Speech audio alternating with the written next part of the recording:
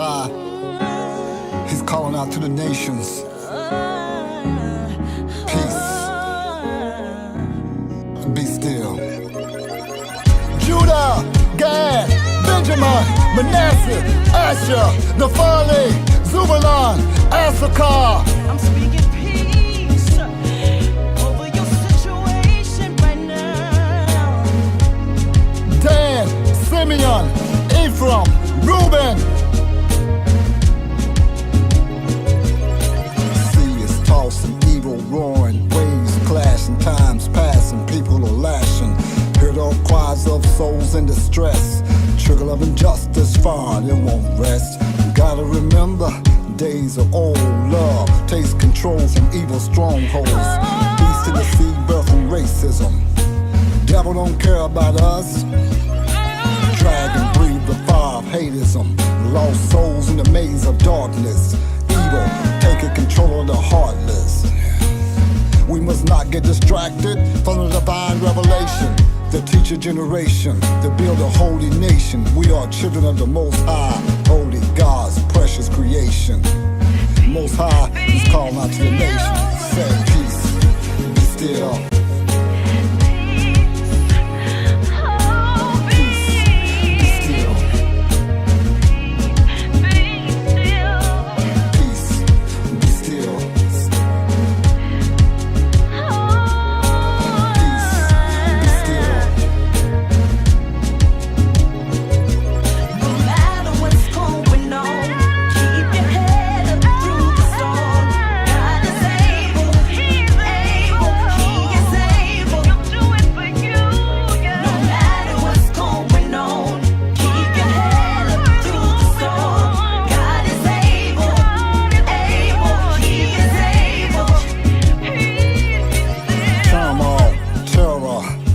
Rising up out of the sea, evil nations powered by the dragon, speaking blasphemy against the God of peace, destined to make war.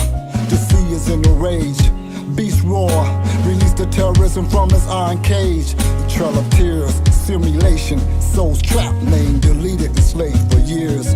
CER in accelerator, man's quest to be the creator. The sea is unrest, colors flashing, flags flying. It's very clear to me why the souls are crying. Virus into the system, these are directories. The root bears evil fruit. Those who have ears, let them hear what the Spirit say. Endure, overcome, I will give you peace that's everlasting. Peace, be still.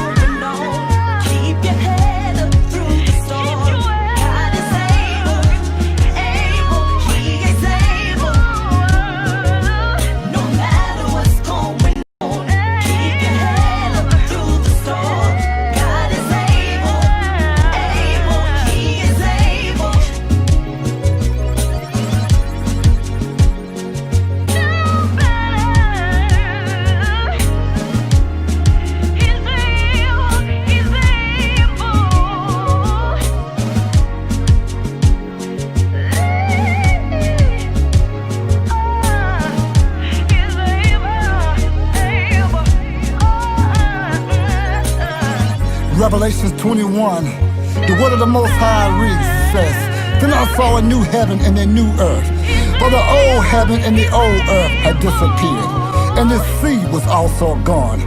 And I saw the holy city, the new Jerusalem, coming down from the Most High out of heaven like a bride beautifully dressed for her husband. Glory to the Most High. I heard a loud shout from the throne, say, Higher! Glory, glory, glory.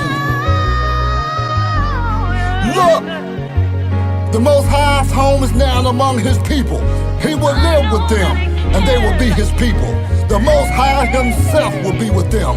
He will wipe away every tear from their eyes, and there will be no more death, or sorrow, or crying, or pain. All these are gone forever. Peace Be still.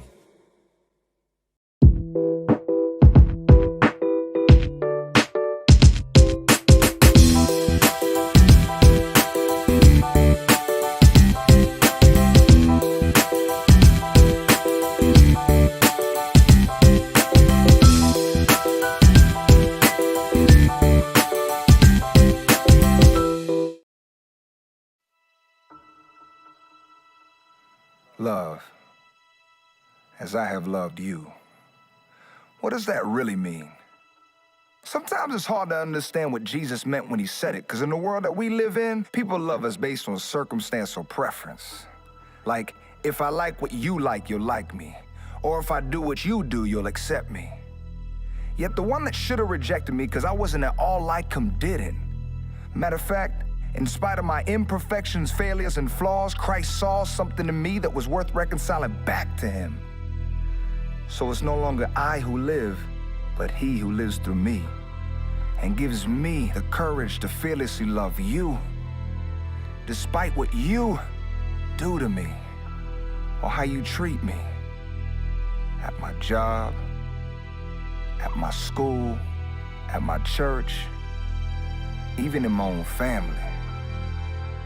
So let's not view each other in light of our earthly stature, but more as Christ's ambassadors, showing the world that we who are once blinded to this love have tasted this love and lived to share his love. I believe this, and only this, will help put an end to hate and animosity. It ain't no wishful thinking, man. It's his philosophy.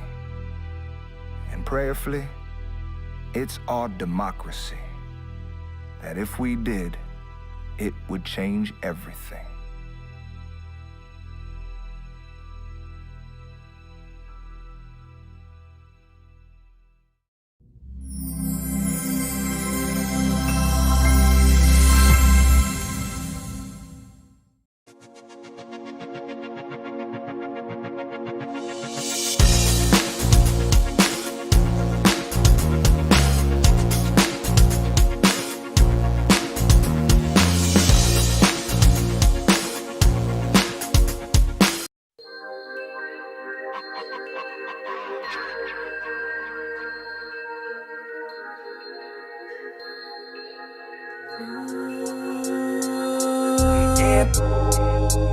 This song goes out to the people in the world. They need to hear this song right here. Cause if they don't heed to this warning,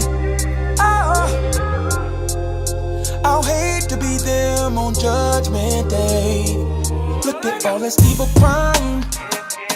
World is on a decline. The world is about to catch this heat, cause destruction's about to repeat. Instead of living out their lives, people going crazy online. Post. They got no love or hate. All they wanna do is spread slander all day. So look around the world, many dying every day. Yeah, they knew the way to live, but they didn't live that way. No excuses. And they died all in their sins, without a sacrifice. So won't you send this warning out to the people still alive? Won't you tell them? Tell them whoa. Won't you tell them? Tell them whoa. Won't you tell them? Tell them whoa. To the soul.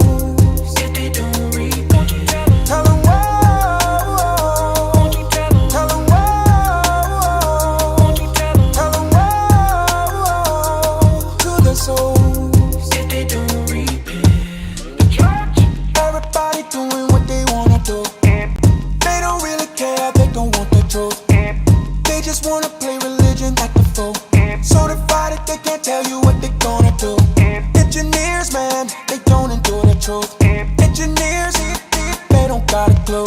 Paganism, man, it gotta go before the Christ comes. And you hear these words: depart from me,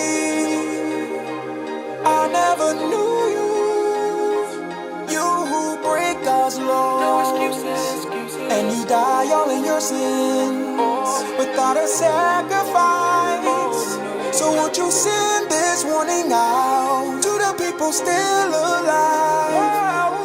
Tell 'em tell 'em tell 'em to their souls. If they don't read, won't you tell 'em? Tell 'em won't you tell 'em? Tell 'em won't you tell 'em? Tell 'em to their souls. If they don't repent.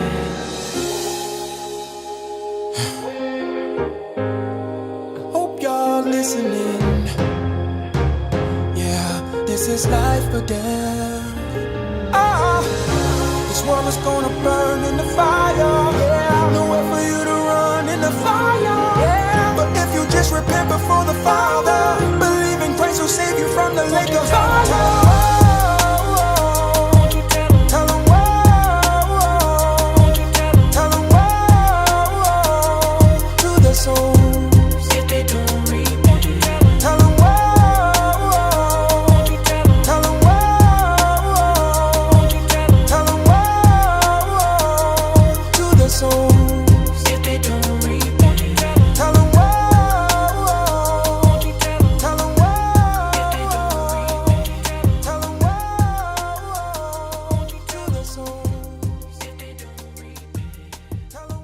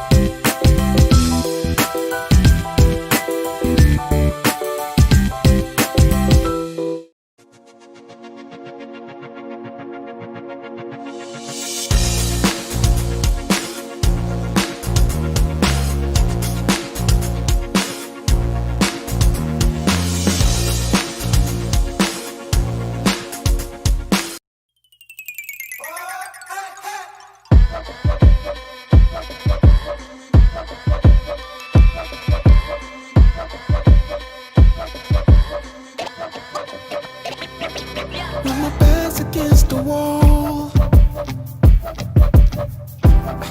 and I feel the hope is gone, when my friends and family leave me, I know I'm never alone. You'll be right there. I'll never cease to call your name. Your strength will cover me from above. I'll pray you keep me from the evil one. And when I think that you're gone, you're always there. And everything you do for your own glory. And that's why I'll give your great name praise. You're my King, and I am so glad that you've chosen for me. You're my King, and I am so glad that your grace fell on me. Now I have true peace with you whenever I fall, and I feel like getting on myself. I just remember who to call. Your spirit's always there to help. Whatever my flesh, I'll never cease to call your name. Yahweh, you're my ever-present help. I'll pray you keep me from the evil one. When I feel like I'm alone, you're always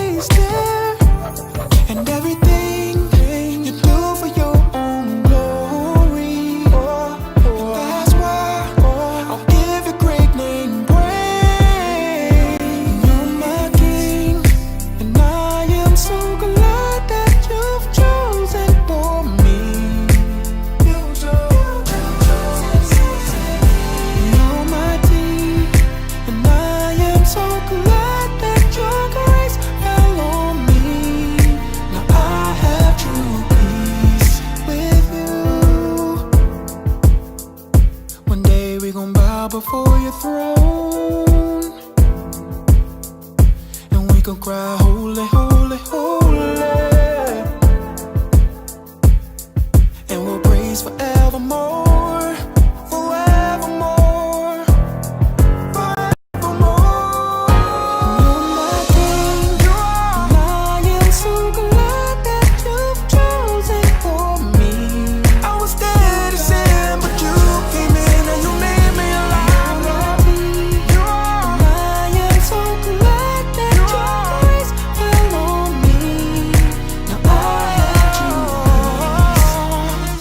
You're my king, and I am so glad that you've chosen for me. You're mighty, and I am so glad that your grace fell on me. Now I have true peace.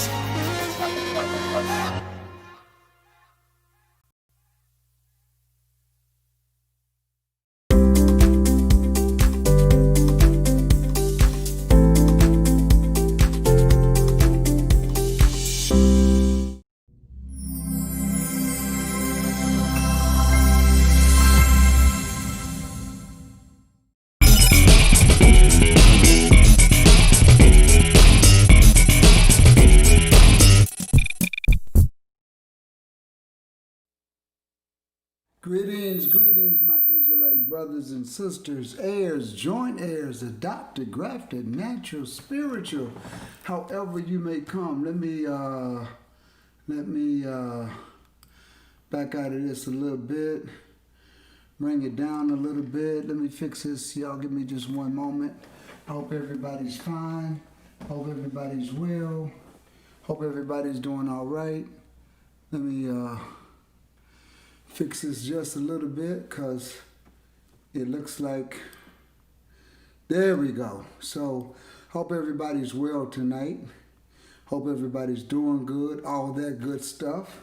If you can hear me okay, give me a thumbs up because that's going to be important. You know, I got to make sure you all can hear me tonight.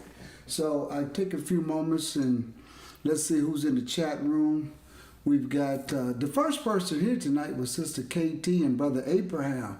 Thank them for being here, Brother, Sister KT, and let them say hello to everybody. And Brother Abraham, my family up in St. Mary's, Georgia. Let me see. I'm just trying to get everything together. We're kind of just, there we go, focusing and all of that. So we're going to have a good time tonight. We are. I'm telling you, we're going to have a good time tonight. And I was going a little bit longer with the playlist because I'm not going to kid you, I was fixing some coffee. And so I got that together and now we're here. Walking faithfully.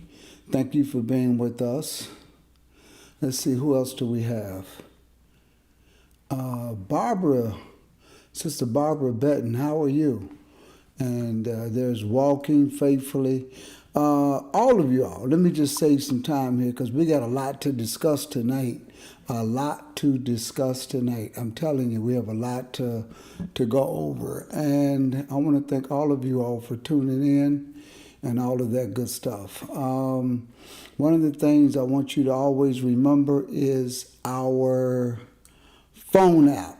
Okay, that's important. Our phone app is important because with the phone app, you'll get straight up notifications as to what's going on, okay? So don't forget the phone app. I was trying to get a brother on here tonight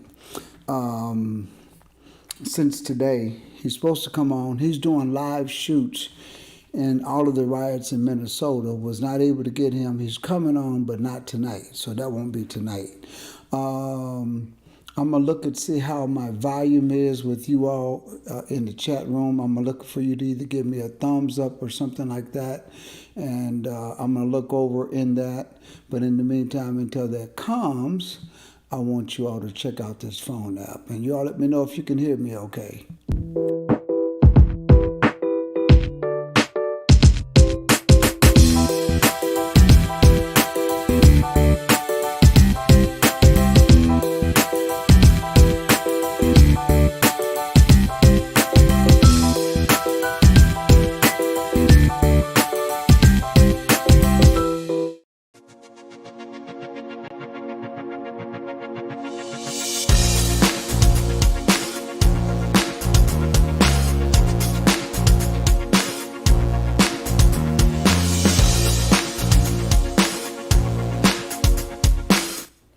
Okay, so I'm looking to see if y'all gonna let me know that you can hear me okay. So let me know, because we're gonna have a good program tonight. A very good program. Good. Thank you, Brother Abraham. Now, listen.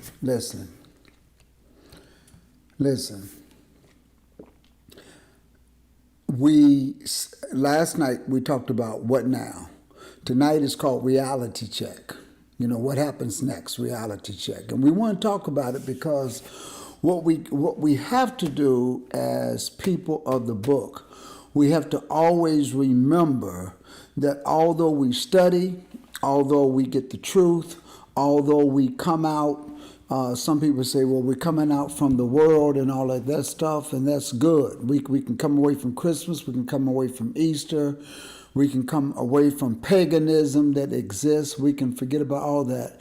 Shout out to Brother Jay, the producer, for his music and giving us exclusive permission to play his videos. He's a brother that came into the truth, and we want to thank the Lord for him and what he's doing. So I just want to give a little shout out to him for what he's doing. Now, where are we? There we are. Okay, so what we're going to do tonight is we're going to be discussing a lot of stuff. We're going to be talking about whether or not we know that we're the people of the book. We know we're coming out. And that's what made me think about Brother JP, Brother Jay, the producer, because he's a brother that came into the truth. He gave up to Christmas and all like that. He's got a wonderful testimony. We're going to have him on the show. The invitation has been put forth and at his convenience. Also, Brother Ron Dalton is going to be coming on the show. When he comes on the show, I will be getting the movie For 10 of You.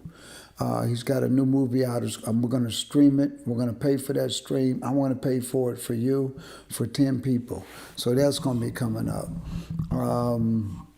Because I always want you to have information that we are the people of the book and who we are. You got to always have that. But now we're looking at what's happening out there in the world. And let me tell you what's happening out there. We know that you got a pandemic that happens every 100 years. We know that we have a divided country. We know we have a divided political system. Now we've had we've got an issue wherein there was the George Floyd case, there was the Breonna case, there was the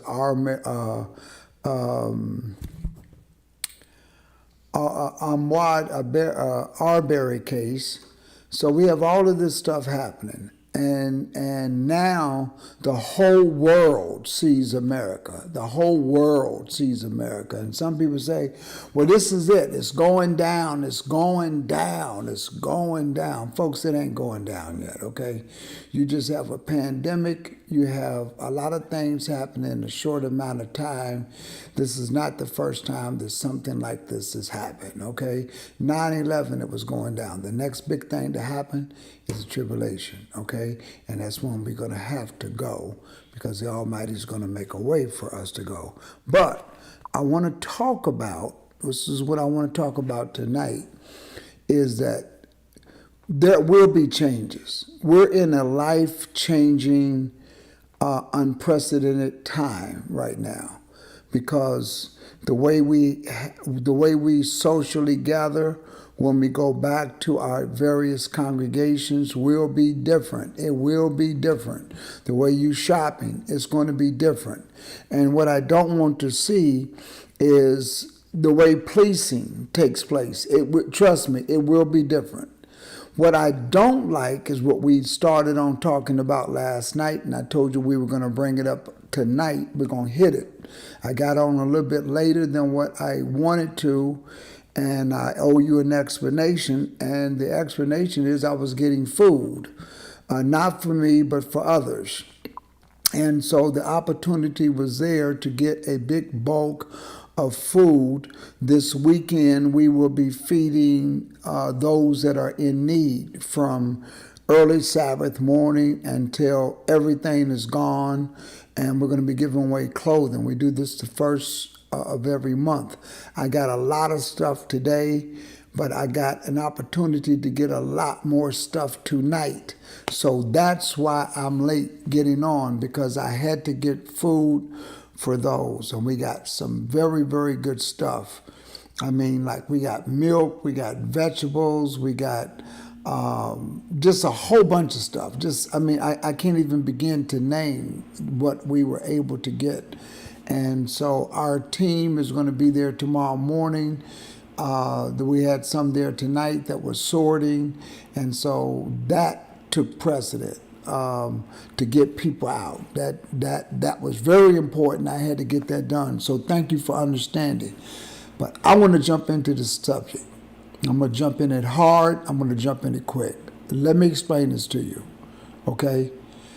What you have to be aware of in this world and what's happening with this pandemic, you got every ethnic group of people that have jumped in to this march. There's going to be marches and demonstrations all week long. You had the funeral today for George Floyd, and you're going to be having marches all over. Policing is changing because what you're going to see is rules, and it's going to work in favor. It's going to work in favor, seemingly. And I use the word seemingly because there's something that everybody knows that they're not touching. And I'm going to bring it up tonight, and that is prison labor.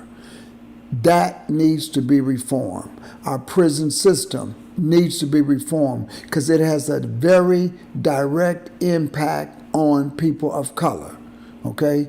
Especially, there's a lot of people that want to come out, they want to get into the truth, they want to do right. But let me tell you something. You have a system that adversely affects one group of people. And I'm not going to let it go. We're going to talk about it tonight. We're going to bring up the awareness because nobody is going to address this. You can address police reform all day long, but and we know these things are going to happen to us because the Most High said they were. People, we are still in the land of captivity. Okay, everything that's going on is not going to take you out of the land of captivity. Okay, you're still in the land of captivity. Okay, the curses are still upon us. We can get favor if we go into the Most High's words, laws, statutes, and judgments, but that's as best as you're going to get. Okay, that's it. So everybody is looking for things to happen and things are going to change, and now we're getting ready to go. No, we're not going nowhere. You're not going nowhere. You're not going to get reparations. I know they're talking about it. They talked about reparations when Rodney King got beat up, okay? They talked about reparations when Martin Luther King was assassinated. They're going to talk about reparations. You're not going to get reparations. But it doesn't mean that we cannot look at policies that needs to be changed. So we're going to go over here and look at something, and it's going to be called prison labor. And I want to go look at it. I want to show you what nobody wants to talk about because people are getting paid. When I tell you people are getting paid, they're getting paid. So I want to show you what people are getting paid. But I want to bring up the awareness first because we brought this up last night. And again, we're going to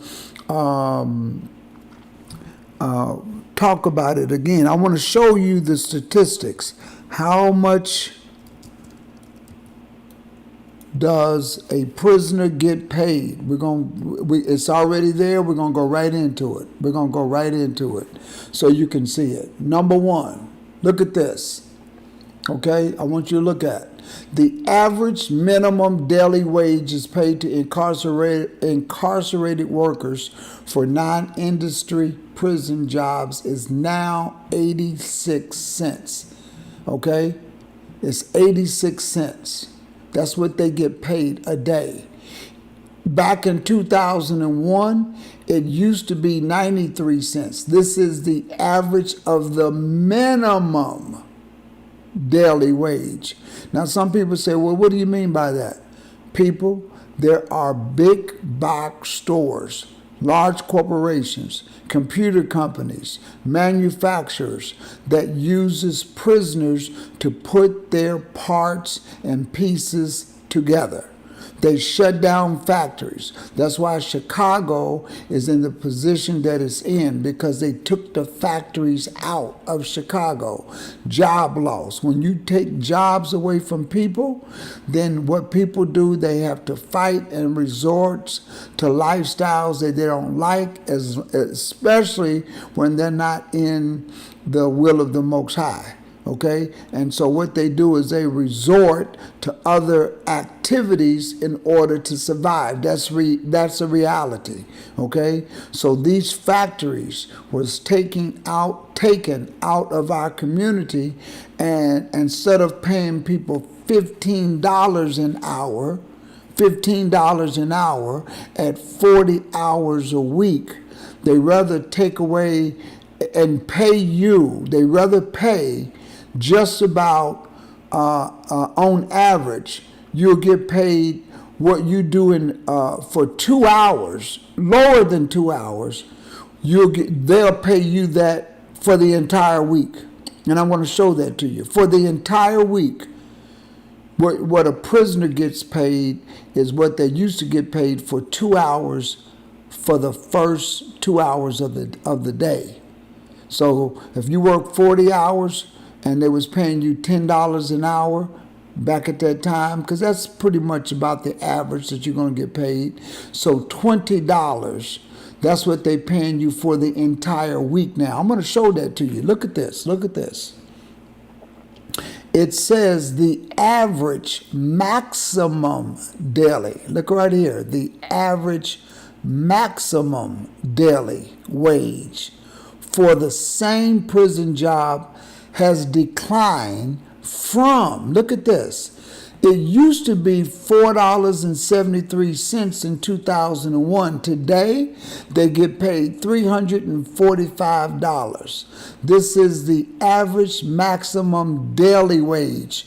$3.45 for the entire day. That's working an 8-hour day. They get paid $3.45 for the entire day.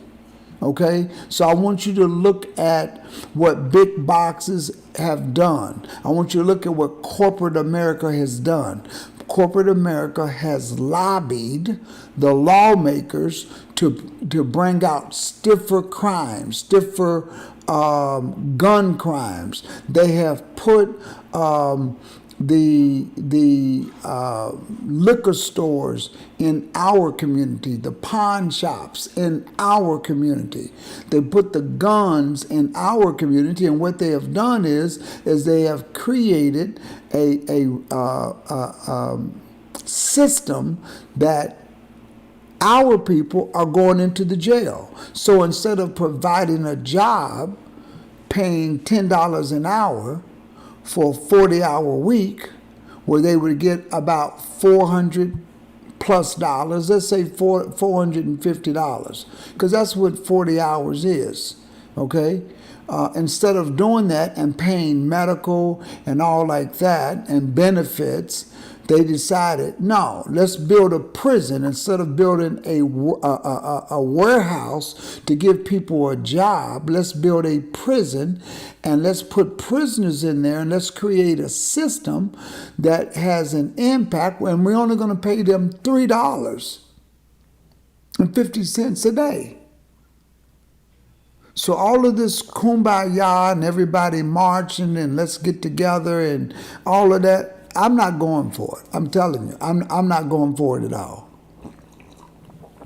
And the reason why I'm not going for it, because I see what's really going on. I can see it. I can see it. I know the system. I know how the system operates. I know how public government operates. I know this penal system. They call it the penal system. And when I teach public administration and criminal justice, one of the things that we talk about is the recidivism rate. The recidivism rate means if you have 100 people that get out of jail for probation or parole, what percentage of those people are going to go back into jail? And you know what? Let's just find out what the recidivism rate is. The recidivism rate on the national level, recidivism. And that is a word, maybe some of you all have heard of the word, but let's get the proper definition of recidivism. Let's go over and look at it. This is how I study, by the way. Listen to this. The recidivism is the tendency of a convicted criminal to reoffend. So when they come out, what is the likelihood that they will recommit a crime, that they will reoffend? Well, let me tell you something.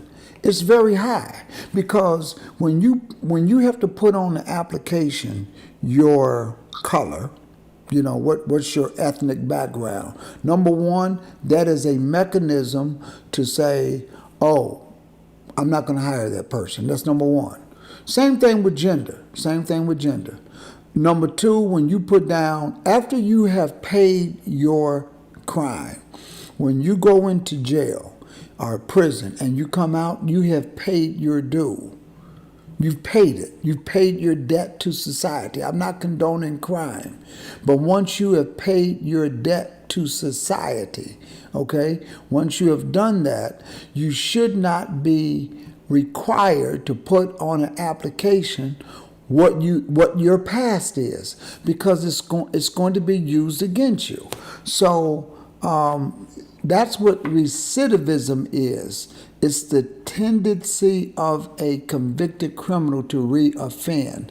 Now, I'm going to go back up here and just put in the recidivism rate in Florida. Well, you know what? Let's go in here in the country. The recidivism rate in the United States, okay? So let's read this. And I'm going to make it a little bit smaller so we can see it. So one way to do that is go, boop, there we go. All right, so let's read this. So you can see, not something, listen to this. Now, this is a little old, but it still was pretty accurate. According to an April report by the Pew Center on the states, the average national recidivism rate for released prisoners is 43%, according to the National Institute of Justice. Almost 44% of the recent release returned before the end of their first year out. So my number was in the 70s, and that number is accurate because 43% is in the first year that they get out. The first year, before the first year is up, if 100 people come out of jail, 44% or 44 is going to go back. Within the next few months after that, the other 30% is going to catch up. I mean, listen, these numbers are real. This is what's happening, okay? This is what's really happening. So nobody's going to talk about this. They're going to talk about, let's change police reform, let's change this, let's change that. Brothers and sisters, until other things are changed, and we're going to be impacted. So the number one thing that we should be doing is getting people to the Most High. We need to get people to the laws, statutes, and judgments of the Most High, get them away from that pagan idolatry system, let people know who they are and why the curses are upon them, because don't forget what 1 Kings, the 8th chapter says. Okay, that's what Solomon's prayer was. Solomon knew. He was the wisest man on earth. He knew Israel had a history that every time they're doing good, they go into jail. Not go to jail. Every time things are going good, they start to sin. And then they cry out to the Most High. And then when they cry out to Most High, after he starts to punish them, then he'll send somebody to deliver them. The Almighty has mercy. When you read the book of Judges, all throughout the book of Judges, the Almighty left 5 nations to test Israel whether or not they would serve him or not. They didn't. He told them what to do and what not to do. They didn't listen. And what they do, they started to take on the practices of the land. The Almighty had to put them into bondage. What did? They start crying like we still do today. Every time we get in trouble, we start to cry. And we start to whine to the Most High, Lord, please, Lord, please. And we make promises and vows. Then the Lord will send a reprieve. He'll send out a float and get you out of things. And as soon as things starts to go good, you forget. Just like this coronavirus, okay? Everybody was praying. When this coronavirus starts to go down, seemingly, everybody starts to act up again, okay? They forget about the prayers that they were doing, okay? So this is what Israel does. Israel goes in and out, in and out, in and out, in and out. Still doing it today. Right now, you're in a perpetual slavery or a perpetual curse until the Almighty returns. He already said in the word, nobody will redeem you. And he said, I will gather you when I come back from the nations where you have been scattered. So right now, you're not going nowhere. You're not getting reparations. You can move to Africa. Ain't nothing wrong with moving to Africa.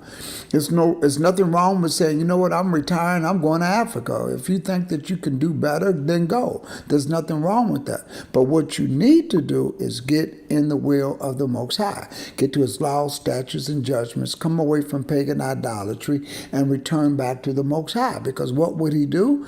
As Solomon said, if you repent and in the land where you have been scattered, and if you bethink yourselves, then the Almighty will have mercy on you. He will cause your enemy to have compassion on you. That's the word of God. Okay? God don't lie in his word. So right now, I want you to be aware that the dream that's out there right now is not going to work. It's not going to fix what we have here. Let's look over it some more. Now, this is just the recidivism rate. I want to look at the recidivism rate in California in 2018. Listen to this. Okay? Let's go over and look at this. In a 2019 report released by the state of California, acknowledged CDCR's attempt at rehabilitation has failed. 62% of the inmates released in 2017-2018. So in other words, out of 100 people, 62 went back to jail. 62. And let's talk about when 62 went back to jail. Because if you don't have a job because you can't get a job because there's systemic. What I mean by systemic, the system, that's what systemic is. When there's systemic issues and systemic policies and rules and procedures put in place that has an adverse impact, because the Almighty said this was going to happen. When it's there and those things are not changed, then you're going to go back. If you go into the system, 62% is going to go back. That's just into California. That's just in California. And let me show you what the issue is, okay?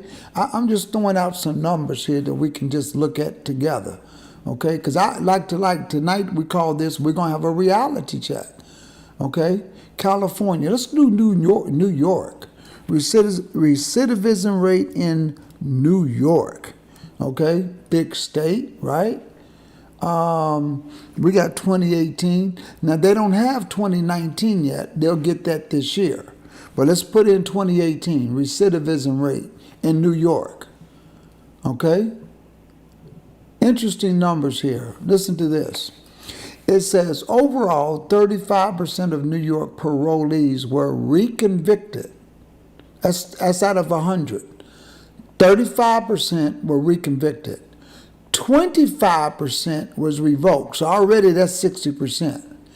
And 20% I don't know what that is, 2 years for, 20% went right back into the system within 2 years. So you got 35 and 25 is 50, 60, 70, 80%. Some sentences involving ranges of 1 to 3 years, 3 to 6 years. So they were absconded, the rest of them who was not in this 35%, 25%, 20% was absconded within 2 years following the release of parole. So 80% of the people coming out went back to jail. That is the scam that's out there. And let me tell you why it's a scam. Now we're going to go up here and we're going to put in something else. We're going to put in something else. And let me tell you something. I teach students this. Okay? Let's go over here to put in corporations.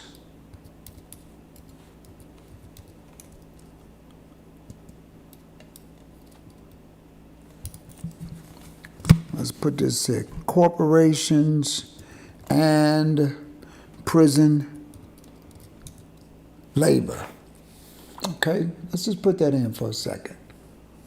Okay, so here, listen to this. Now, you can't make this up. Let's look at it. Here is a very exhaustive list of companies that have benefited in the past or continue to benefit from prison labor. Let me make this a little bit bigger for you. Okay? Let's go over here and make this a little bit bigger. Y'all don't mind if we make this a little bit bigger, since it went like that. So let's find out who these companies are that have benefited. Okay, so let's look at it. Here's a very exhaustive list of companies that have benefited in the past or continue to benefit from prison labor. Microsoft, McDonald's, Walmart, JCPenney, Motorola, Compaq, Honeywell, Boeing, Revlon, Starbucks, Whole Foods, Chevron, BP, Victoria's Secret, Eddie Bauer, American Airlines, Lockheed Martin. It goes on. And they said companies benefiting from slave labor. That's what they call it. Some people call it prison labor, but it's slave labor. Why is it slave labor? Because it's legalized slavery. It's legalized slavery. Okay? And don't think your politicians like Kamala Harris, Cory Booker, Maxine Waters, I name them all. Listen, I keep it real. When we said tonight's a reality check, we keep it all real. Okay? I'm just telling you people that know this. These politicians, what's the other guy up in South Carolina? They all know it. The Congressional Black Caucus knows it. They all know this. They know that prisoners are going inside. There's a system put in place that these individuals are making $3.45 a day, and these are the companies that benefit from it. And you know why people don't say nothing? Because these are the people that support their campaign. So this is reality. I mean, listen, everybody has bamboozled Hebrew. Everybody is bamboozled. Ain't nobody's hands innocent from this. Y'all didn't think listen, y'all didn't think I was going to go here tonight. I told you last night I was going to go here. I told you last night we're going to go there. Franklin says, Shalom, Pastor, peace and blessings to everyone. Let's see here. The system is very corrupt, very corrupt, very corrupt. You think that the politicians in the Congressional Black Caucus don't know this? Yes, they know this. Yes, they know this. And the thing is, here's what's sad about it. I want you to take a look at these corporations again. I'm going to hold them up here for a minute. You inside prison for 5 years. You're working for Microsoft. You're working for McDonald's. Let's just pick the ones that you see every day. Okay? Whether it's computer software, whether it's McDonald's, whether it's Walmart, J.C. Penney. You can work in the prison, work at Walmart, putting together pieces and parts and whatever their electronics is, whether it's a Walmart toaster, coffee maker, whatever they got, whatever Walmart has that you're putting together and packaging inside the prison for $3.45 a day. That's the maximum average. The minimum average is 81 cents a day. Okay? So you can do this for 5 years and be very, very good at it. Come outside and get on probation and parole and go in and put in for a job at Walmart or McDonald's and put on that application, because there's certain questions that's going to single you out and they're not going to hire you. And you know why they don't want to hire you? Because they don't want to hire you for $8, $9, $10 an hour. An hour. They would rather pay you $3.45 a day. Now, I got my calculator. I'm going to look for my calculator. I got my calculator. Let me see where my calculator is. I know I got it on my phone. And I just want to bring it up. I want to bring it up because I just want to show you the numbers, okay? I want to show you why this is what nobody wants to talk about, okay? So let me bring up my calculator real quick. Here's my calculator. I got it right here. So let's bring up my calculator, okay? Just so you can get a good idea. So let's give it the benefit of the doubt. Let's say that you're making $15 an hour, because remember during the COVID, Walmart and a lot of these big corporations wanted to hire people at $15 an hour. But you know what? I'm going to give them the benefit of the doubt. I'm going to take it down to $12 an hour, okay? I'm going to take it down to $12 an hour times 40 hours a week equals $480 for the week, times 4 equals $1,920 for the month, okay? Now, with medical insurance, you have to add about another, no joke on this, okay? Because it comes out to about another 60% of your hourly rate. So if you're making $10 an hour, they're really paying you $16 an hour because they have to pay for your medical, okay? But we're just gonna do the hourly wage. So now let's make it up to $4 a day times 5 days is $20 for the week. Times 4 is $80. So they would rather pay you $80 for the month than $1,920. But it's a little bit more than that, because if they pay for your medical, it comes out more, because you know medical insurance costs. So they don't want to pay you the $1,920 for the month. They rather pay you $20 for the week. So instead of paying you, let's do that again. We want 12 times 12 hours, $12 times 40 hours, $480 a week. They would rather pay you $20 a week. You don't think that's a scam? We've been hoodwinked. We've been took. And again, nobody's going to do anything about it. So you know what they're going to say? Okay, you know what? Let's be light. Let's be cool. We're not going to beat you no more before we put you in the jail. We're just going to put you in jail. We're going to be nice about it. We're not going to beat you, and we're not going to choke you out. We're just going to lie on the paperwork, because the whole thing is lying on the paperwork.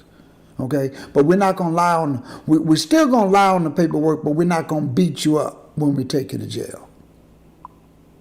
You follow me? So what difference does it make? Because when you go to jail, you're gonna be working for these companies.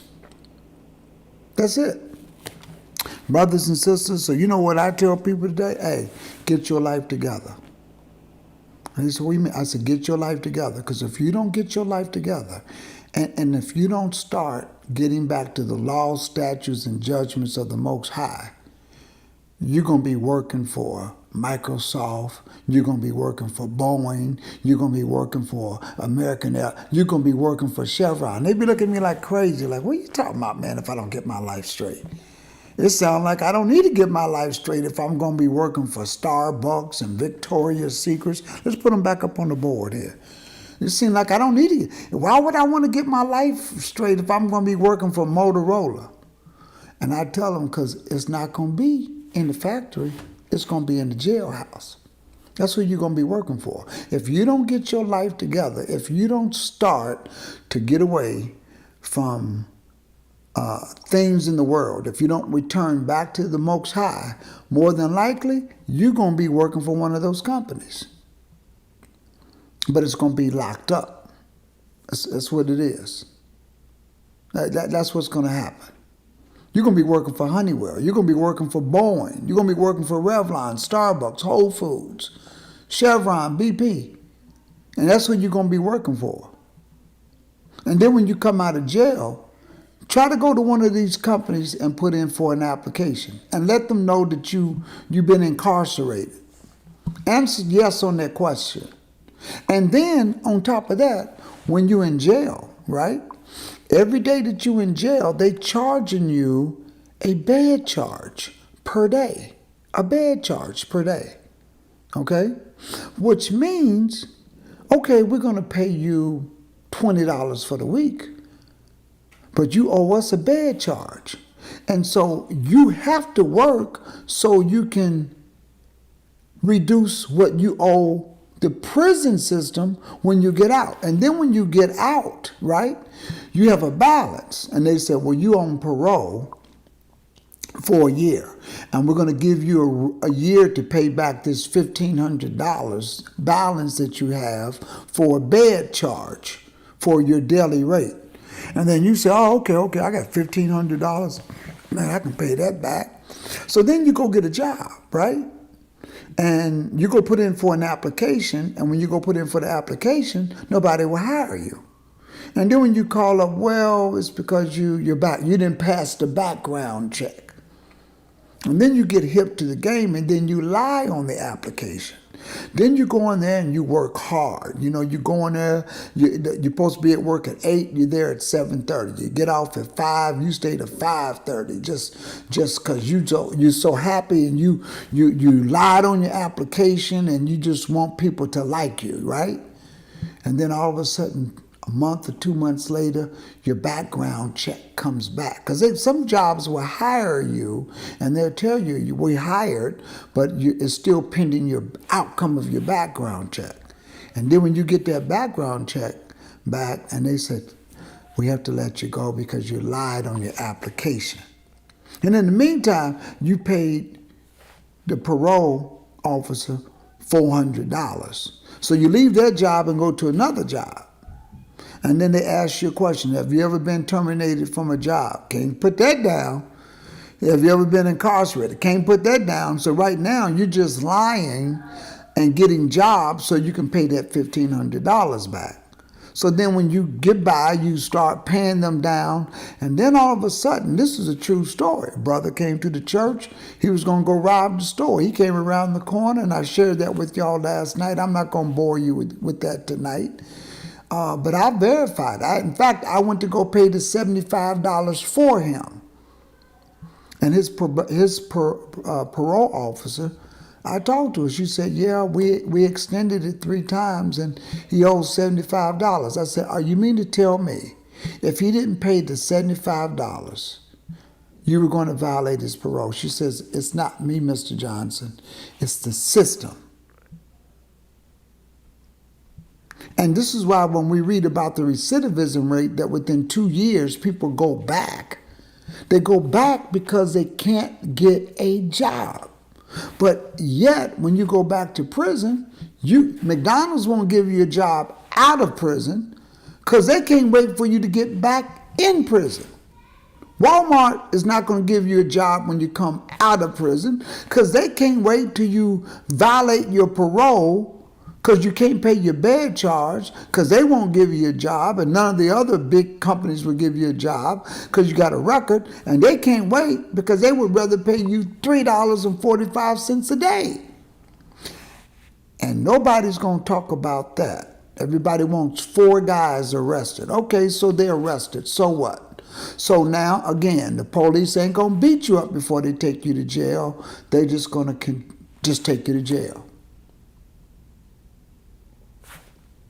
So I'm telling y'all, we got some problems. We got some problems. And to me, the only way out of this is to really return back to the Most High.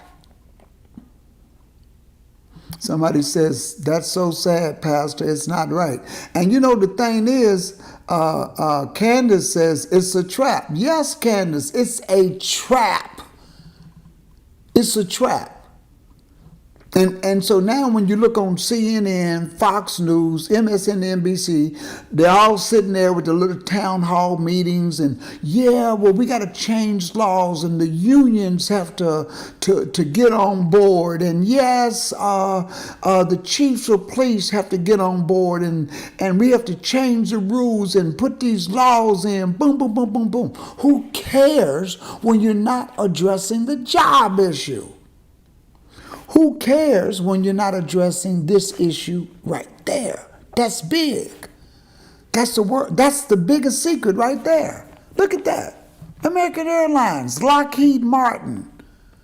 You know what Lockheed Martin pays people that they train to put together those parts inside of jail? $25 an hour. American Airlines, come on, put these seats together. Do this, do that. Eddie Bauer. Victoria's Secret, BP. And you ought to check the name of BP before they became BP.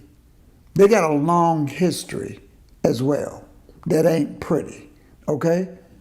But you think some of these brothers and sisters coming out of jail can go work for BP and doing the same thing that they did in jail? No.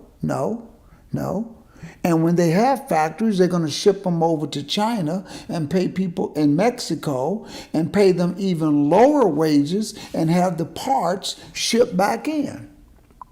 Now, in the meantime, what are they going to do with you? They're going to the lawmakers and say, hey, you need to pass this law. You know, crime is outrageous, and we want to do our part. We want to help out, and we want to do our societal part. So what we're asking is that you guys need to have stiffer laws. And what we'll do is we'll set up training. We'll set up things for them to be productive so they're not fighting in jail. We'll set up things for them to be productive. And you know what we'll do? I tell you what, we'll build the prison. We'll build it. And that way the government don't have to build it. Now check this out. So you're going to get a tax break because you build a prison, right? That's number one. You get a tax break. Yeah, these big box corporations, they get a tax break. They go and build a prison, and the government gives them a tax break. And to them, it's a win-win. Do I build a factory and hire 500 people and pay them $10 an hour? Or do I build a prison and get a tax break for the construction costs and pay 500 people $3.45 a day? Do the math, people. Do the math. Which one would you do if you was a big box? You understand what I'm saying? So check this out. Do I build a prison? Let's do those numbers too. You know, I got my calculator out tonight. I just feel like doing some adding. So 500 people, 500 employees that you're going to pay $480 a week. is $240,000. Y'all see that? $240,000. That's 500 people that you're going to pay $480 a week. That's $240,000 for the week. For the week. That's what it is.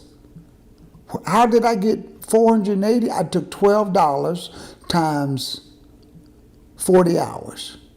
$480. If you have 500 employees, that's going to cost you $240,000 a week. Now, let's take 500 employees times $20 a week. $10,000. 500 employees, and you're paying them $20 a week. Where did I get that from? Well, at best, we read where it's $3.45. I rounded up to $4. 5 days is 20. So I took 500 employees and paid them $20 a week. 500 prisoners, that is. $10,000 to 240. And instead of building a prison and cost of money, building a factory to put all those people in it and give them nice jobs and do this. No, you build a prison and the government will give you a tax write-off. I want y'all to see this. Listen, I know Pastor Johnson knows the word. There's one thing I do. I know the word. I know these feast days. But there's other things I know too, because it's common sense, because I have to teach it. I'm just telling you, this is what's happening. This is what's real. This is real. Sister Landon says, I sell Honeywell products. Well, you know where the pieces were put together at, okay? I'm just keeping this real. You're teaching tonight, but sometimes we need to do this. Sometimes I have to do this. Yeah, I have to. Deadly cycle, yes. Double jeopardy. Candace Love says, this is double jeopardy. Lying to work to survive. Yeah, time is winding up. Soon it will all come to an end, though. Yeah. But let me tell you something. If we don't teach these people to return to the Most High, okay? So sad, yes. Imagine if Honeywell had to pay more for production, I would be paid less. My customers would pay more. It's crazy when you think about this. Absolutely. But it is what it is. The Most High is going to destroy this unrighteous, this wicked system. Yes, He is. Laws are trickery. So right now, everybody's having a kumbaya party. Everybody's saying, hey, go out there and let people know that you're sensitive, that this was a senseless, wrong killing. That's what it was. And let me just go politics on you. It was Joe Biden that had the predatory laws to put a lot of people in jail. Really. Here's the other thing. Crack was a drug that was brought into the community, and you went to jail for it.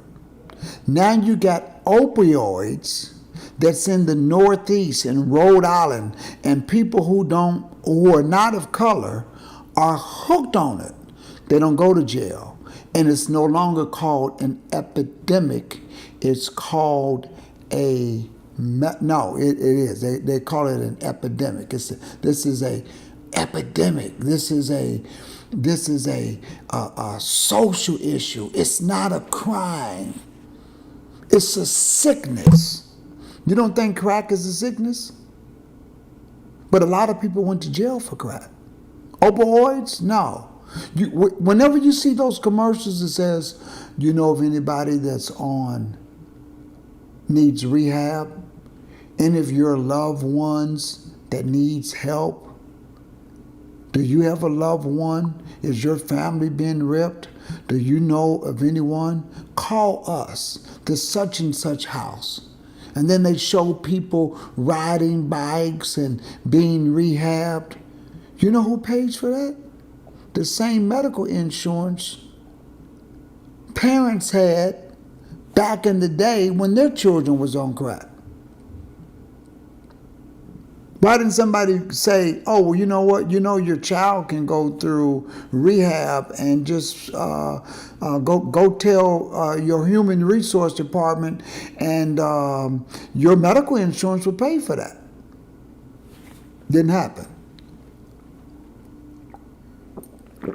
This is reality. This is reality. What I'm showing you is reality. And these are the companies that are doing it. Okay? And I'm sure there's some more that's missing. Let's see if there's something that we can. Here we go. List of 50 companies that use this system. So let's see if we can skip down here. Okay, so let's name them. Look at them. Here we go. Number one. Let me go over here and scroll over here. Let me make this a little bit smaller so we can see the names, because this is the top 50. Okay, the top 50. So let's go over here and look at them. Okay, who do we have? We've got Walmart, Whole Foods, Microsoft, Starbucks, BP. Wonder why I can't see this the way I want to. Let me see if I can unlock this so we can go. There we go. Let's do it this way. All right. Let me come back and lock this up.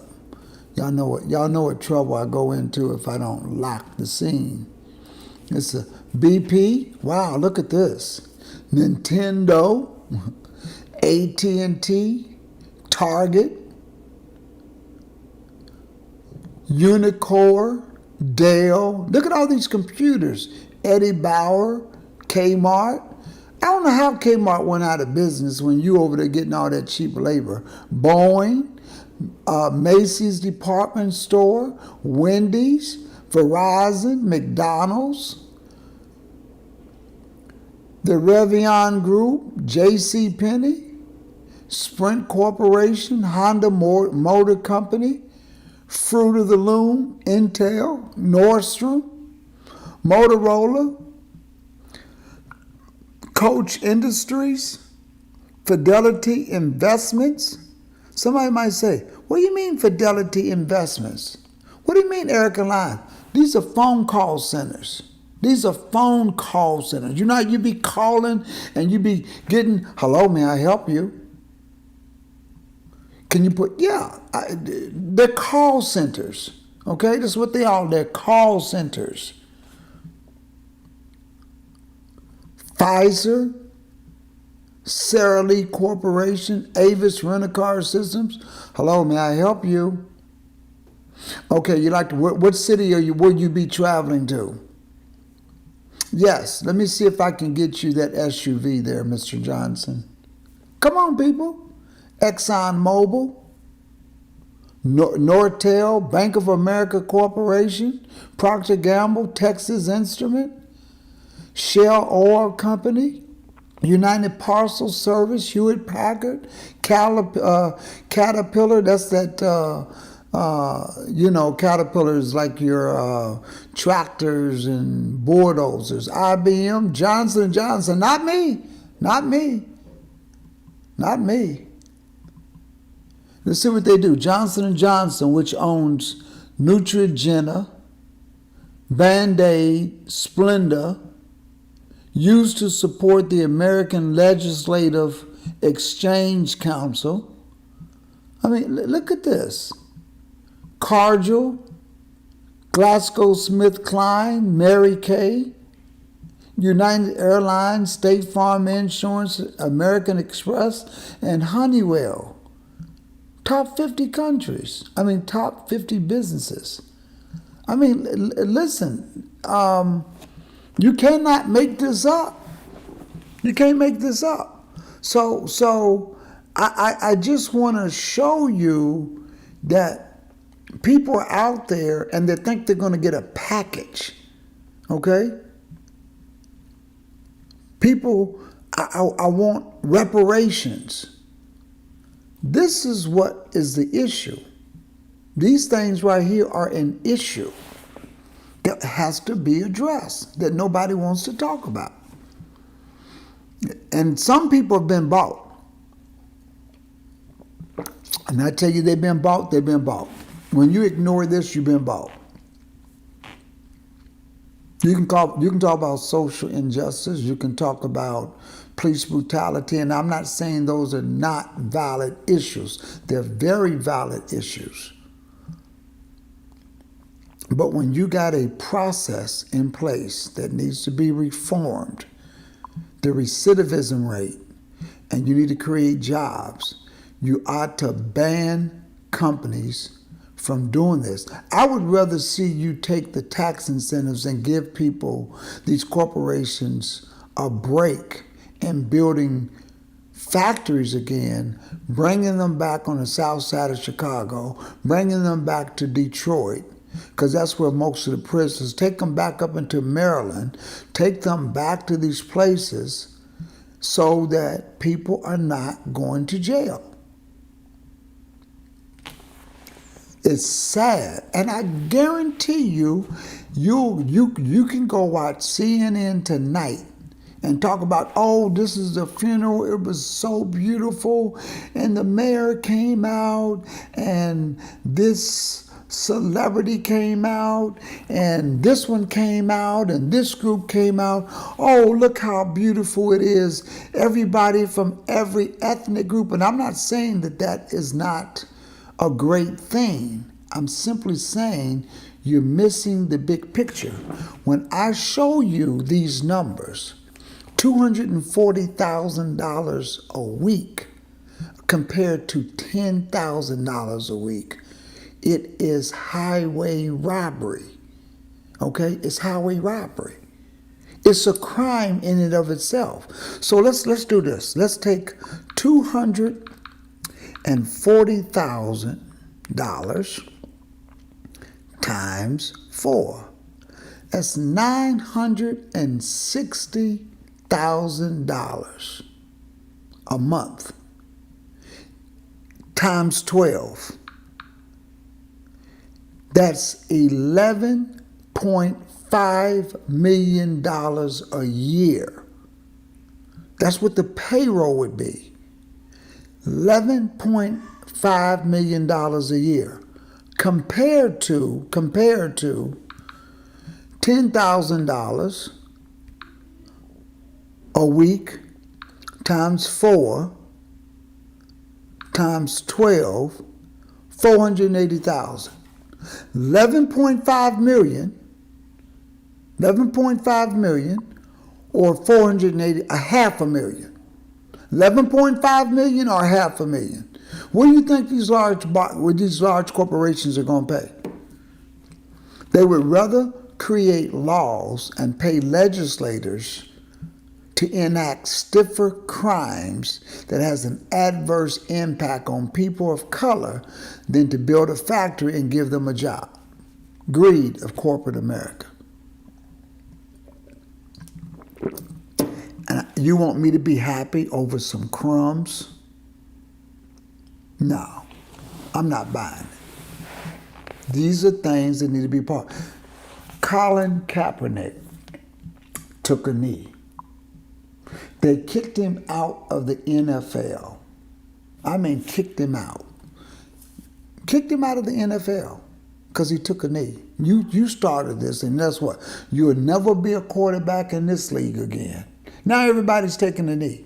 You think anybody would get on the news and say, you know what, we owe an apology to Colin Kaepernick because he was really trying to bring awareness? Do you think his other football players would say, you know what, if you want it to be an NFL season this year, we're not playing until you apologize to Colin Kaepernick and allow him to come back into this NFL. If he cannot get drafted, none of us are going to play. We're not stepping back on the football field. You think the NBA players would say, you know what, guess what? Y'all want us to play in a couple weeks and have a championship? You know what? As a result of this, as a result of killing George Floyd, as a result of this, we want an apology to Colin Kaepernick, and we're not going to play until he gets an NFL contract before the weekend is out. You think that they're going to do that? No, no. See, this is, I want you to look at the hypocrisy. And the only thing that can get you out of this is the Most High. That's the only, when we return back to him, he will return back to us. This is the only person that's going to give you favor. We got a problem. We got a problem, Israel. We got a problem. We got a problem, people. I know I'm not jumping into the chat room. Sister Cheryl Hepburn says no, because people are selfish. No way are they going to go do that. No way, Glenn, are they going to go and do that. No. Coach says highway robbery.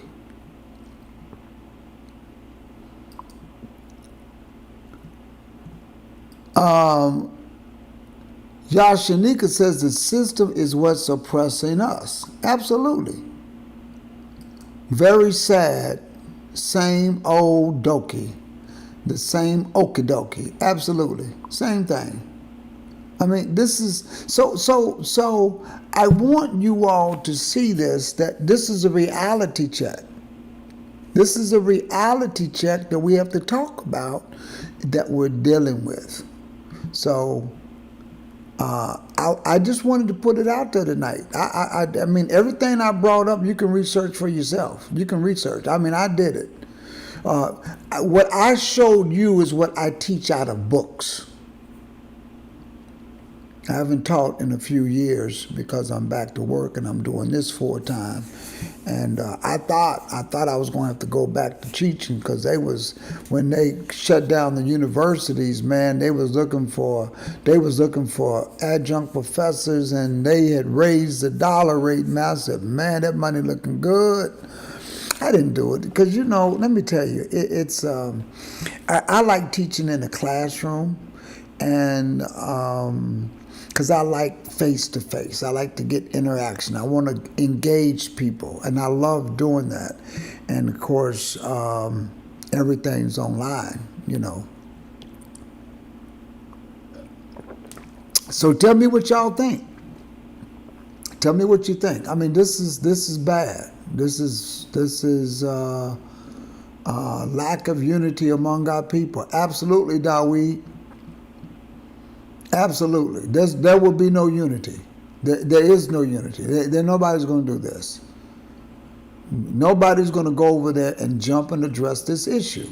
I'm telling you. Even if the police did not choke out nobody else, even if they didn't tase not another person, it doesn't stop you from going to jail. And there's certain laws that are in place that there are stiff crimes called 3 strikes you out. Okay? Maybe I can put over there predatory crime laws. Let's see if we can find that. Predatory crime laws and some of the names for them, because different states got different names. 3 strikes you out, 10, 20 life. They all got different names. It just depends on what state you're in. They all came with fancy names. Okay?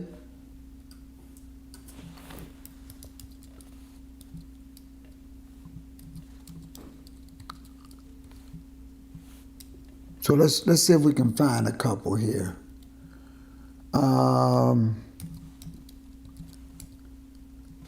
Predatory laws, crime laws. Here's one. Let's see if this is let's just go here for a second.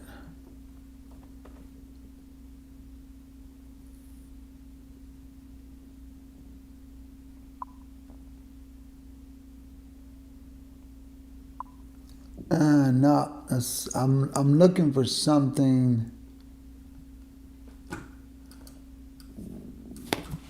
Let me just put in here. This is the one.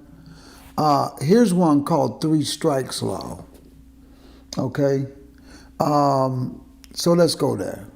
This is the one that, by the way, this came from the Democratic Party. But let me tell you something. It was the Republican Party. It was Nixon who started this back in the day. Nixon got elected because he went after crime, and then after he did it, some of your other Republican or Democratic lawmakers, in order to get elected, they went for it too. Okay, they went for it too. Now, since we have this all set up, you all know I can't help but every now and then to let you all know about our phone app. So let me just pause for identification, and you all go over there and check out this phone app. I want y'all to get it in this channel. I want to let you know that we are powered by BHG TV.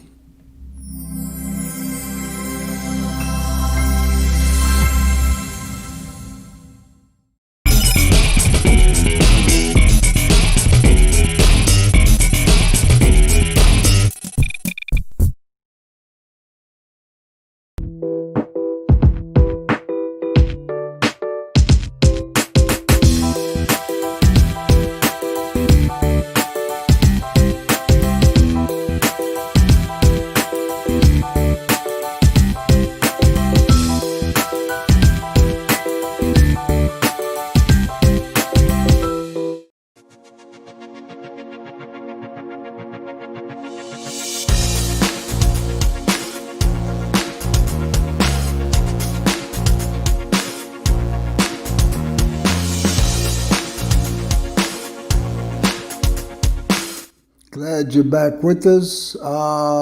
Some other information that y'all need to know. This is our Cash App right there. So if you'd like to support this ministry and what we do on social media, but also what we do as a ministry, as a congregation, we are a Sabbath keeping, feast day keeping, Bible teaching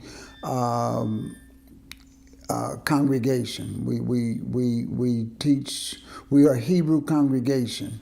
We teach that we're Israel and everybody can be saved. Everybody can be saved. Okay, everybody can receive salvation. There it is right there. That's our Cash App. That is our Patreon account. And here's our email. Shoot me an email if there's some subjects that you want me to teach and bring out. Send me an email right there, bethelhouseofgod@gmail.com. And that's our 800 number. I've gotten phone calls from many of you here in the chat room, and it's always good to talk to you and say hello. So you can go over there and do that. So let's go over here and look at this 3 strikes law. Here's one right here. 3 strikes law. The 3 strikes law significantly increases the prison sentence of persons convicted of a felony who have been previously convicted of 2 or more violent crimes or serious felonies, and limits the ability of these offenders to receive a punishment other than a life sentence. Okay? So let's see what laws fall under 3 strikes. Here it is. Crimes that fall under the category of violent include murder, kidnapping, sexual abuse, rape, aggravated robbery, aggravated assault. So aggravated robbery and aggravated assault. Assault is one. So if you fight somebody, threaten somebody, and you know that's going to happen, listen to this though. Some states include additional lesser offenses that one would not normally see as violent, such as if you are hungry and you got caught stealing food. Okay? You're going to jail for a long time. Let's look at what states have three strikes laws. So here they are. There's more. It's not just these. There are more.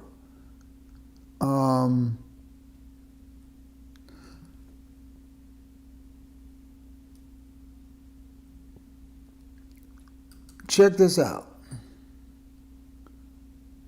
What president started the three strikes law? He was prosecuted by Stephen J. Rapp, a U.S. attorney appointed by Bill Clinton. The sentence was considered so significant that President Bill Clinton interrupted a vacation to make a press conference statement about it. Another example of the three strikes law involves Timothy L. But I'm telling you,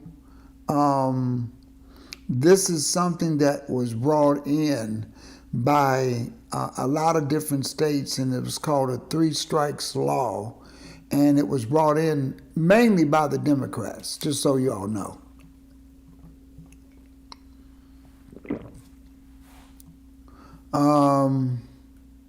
Let's skip down a little bit here. 10 reasons to oppose three strikes, you're out. I want to look at that. I'm interested to see what that says. 10 reasons to oppose three strikes, you're out. Let's see if they come. Number 1, three strikes is an old law dressed up in new clothes. That's what it is. So when you saw the years, it's an old law, but it's in new clothes. Three strike laws won't deter most violent crimes. Three strikes laws could lead to an increase in violence. Three strike laws will clog the courts.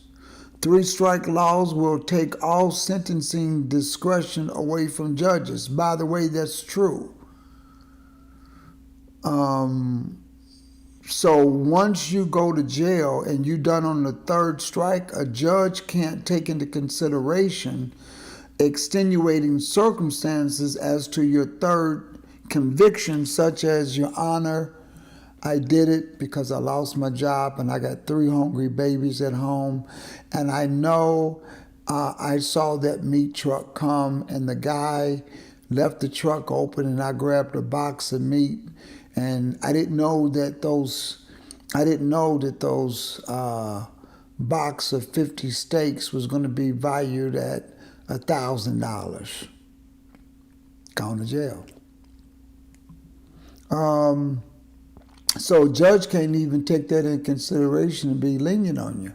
The cost of imprisoning 3-time losers for life will be prohibitively high. For who? The government? Yes. For big boxes? All the ones, they love it. They love it.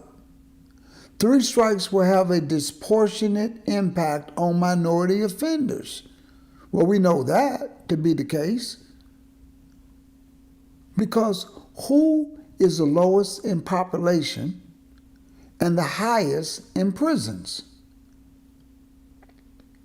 And do you think anybody's going to address that issue in all of this kumbaya partying that everybody's having? No, they ain't going to address that. Okay, let's keep going. Here's another reason.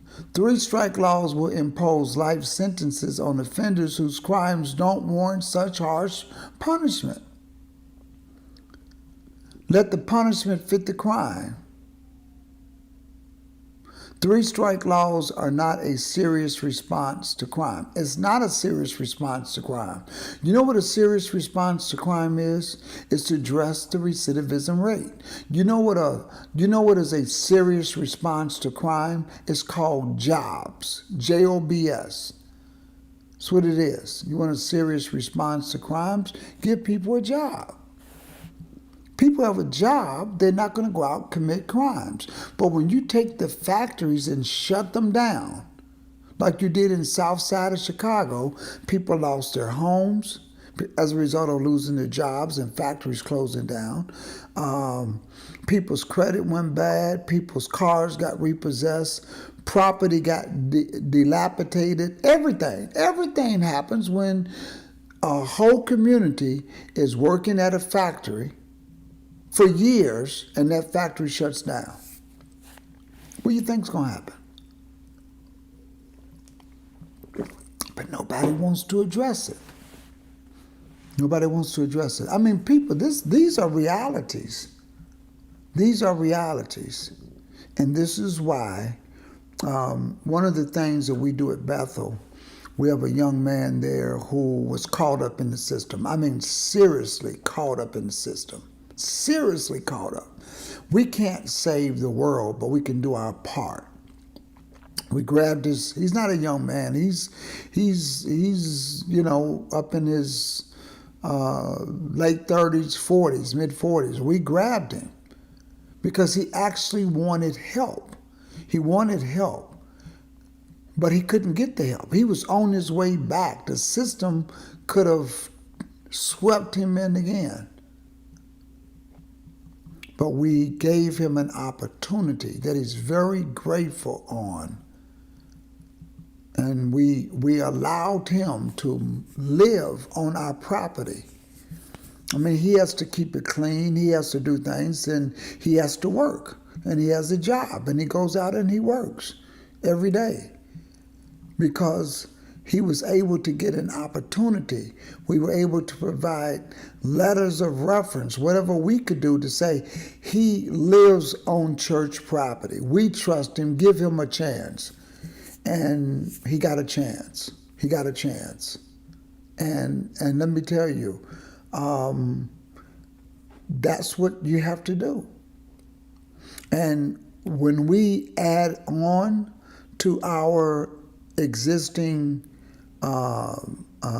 congregation, when we add on to it, our existing congregation is going to now be our dining hall because we're going to have a new facility, and the house that it's like 4 bedrooms, and the young man lives one, but that's where we've converted it to a dining room. We're going to convert it back to a house. In those 4 bedrooms, we're going to try to put 3 more people in there and do our part and help get people into the truth and knowledge and the truth, and let them go out and help. This young man is going out into the community. He's feeding people in the community. He's feeding people. He's getting people together. He started. He has started a lawn or tree cutting or something, and he goes out and he gets other homeless people, and he gets them and gives them work to do, so they can pay back their restitution for the bed charge, so they don't go back to jail because they can't get a job. We got some serious problems. We really got some problems. Can't do a thing about our mistreatment. Ready to get up out of here. Good night, Pastor, family, praying for Israel. I'm going to get out of here too. You all. Where are we going? Many speak about Africa, but there's little support from African. Listen, China is smart. Listen, you can't go anywhere. The only thing that you could do is get right with the Most High. That's it. That's it. Listen, we beat this up tonight. I'm glad that we had a chance to talk about it. I'm glad we had a chance to discuss it. That's our information right there. If you all would like to help us in what we're doing at our congregation, because we are about it. And we're going to be feeding a lot of people this weekend. You want to give? Give right there. Give to the Cash App right there. Somebody says, let me know. I want one of those rooms. That's Sister Cheryl Hepburn says, I want one of those rooms. You know, and what we're going to be doing is I want to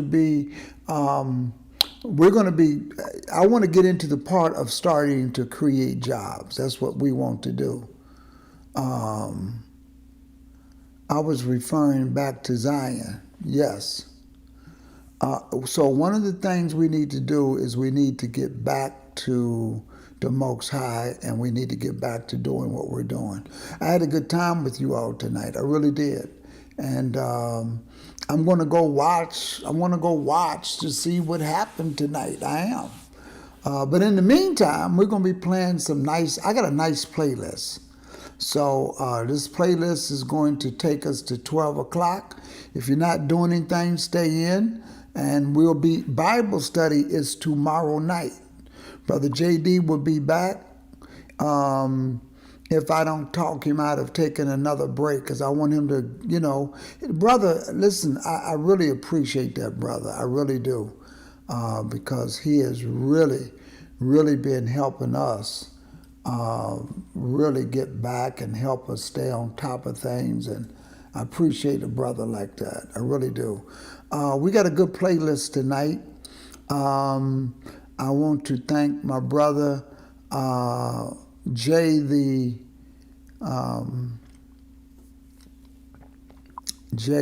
God, I almost forgot. Well, you're going to hear from him. He's doing a lot, and he's got some very good music, and the lyrics are very, very, very pro doing what the Most High says do. And so he came out of the camps. He was on his own. He went into the camps and saw that the camps had some bad teaching. He came right out, but he's still got away from all the pagan holidays and believing in the Most High. And you're going to see all of that because he's got some very good music that we're going to bring up. And so there's some people like Three Before Joy. I want to thank them. I have a box of CDs that 2 or 3 boxes of CDs that they brought over to me, and I'm going to start giving those away. When Ron Dalton comes on, I'm going to be giving some stuff away. We're going to give away 10 subscriptions. 10 subscriptions to stream that movie that he has out. So we're going to be doing that, and so you all stay tuned for that. You're going to have an opportunity to get some of that stuff. So there's going to be a lot coming up that you all, because I want to give back. I want to give back. And I want to help other channels, but I want to give back. My brother Robert Johnson, Elder Robert Johnson, I'm going to be sending him a computer because he's going to be starting a channel. So I'm getting him up and going. Sister E, I sent her some stuff. And these are people that are teaching the truth, and I wanna do what I can to help them as well. So Elder Robert Johnson, when he gets everything up and going, we're gonna bring him online, and we're gonna promote and push what he's doing. And so there's a lot we got going on, people. A lot we got going on. In the meantime, we want Brother Travis Gamma. He's got his new video coming out, and he's going to play it exclusively, the first run right here on this channel. So we've interviewed him, and we're looking forward to him coming back. So all of that being said, you all do me a favor, hit the like button, hit that like button. hit that like button up there. We wanted to see you hit that like button, okay? Before you get out of here tonight. Go over there and hit that like button if you all can do that for us, okay? That being said, let's just do some shout outs real quick. We got Sister Yashanika in the room. We got Terrell in the room. We got Coach in the room. We got Landon in the room. We got Yashanika in the room. We got Cheryl in the room. Come on, y'all hit that like button for us real quick. We got Avia in the room. Let's see, who else do we have up in here? Queen Cleo is in the room. Queen Cleo, we're going to be sending that out to you. Daweed's in the room. Come on, you all. We got D. Glenn in the room. Who else do we have here? My eyes, you all. Faith and Hope. Glad that you're here. Candace, thank you for being in the room tonight. Sister Sheila, my sister, thank you for being in the room tonight. Antoinette, thank you for being in the room. And let's see, I think I said Queen Leo. As Our Fingers, how you doing, my brother? Thank you for being in here. I think I said Sister Sheila. Okay, you guys, when I look at this too long, Franklin, how you doing? Thank you for being in the room. Roderick, how you doing? Thank you for being in the room. Brother Carl, thank you for being in the room. We're going to have a great playlist tonight, you all. We're going to have a great playlist. We got some new stuff. First, we've got Brother Rick, blessed and healthy. Thank you for being in the room. Why are you blessed and healthy? I was trying to click on your icon. Brother Rick, thank you for being here, blessed and healthy. Angel, thank you for being in the room tonight. Brother Brian Johnson, my brother, all the way down in Homestead, Florida. Brother Mark P. Brother Abraham, him and his wife were the first in the room tonight. Cheryl Twin, thank you for Cherry Twin. Thank you for being in the room tonight. Walking faithfully. All right. Grammy, thank you for being in the room tonight. You all send me some emails. Let me know some subjects that you would like for me to put together. Sister Nancy P, how you doing, my sister? Brother Neil Hansen, how you doing, my brother? All right. SS Chicago, 3rd, okay. Thank you for being in the room. Sister Linda Jones Vickers, thank you for being in the room tonight. All right, Sister KT, she was the first in the room. I'm going to start giving people gifts for when they come to be the first in the room. And Sister Barbara Betton. All right, here's our playlist tonight. We got some good stuff that we're going to be playing tonight, bringing before you. And we're going to start off with my brother right here. Peace, shalom, tune in tomorrow night.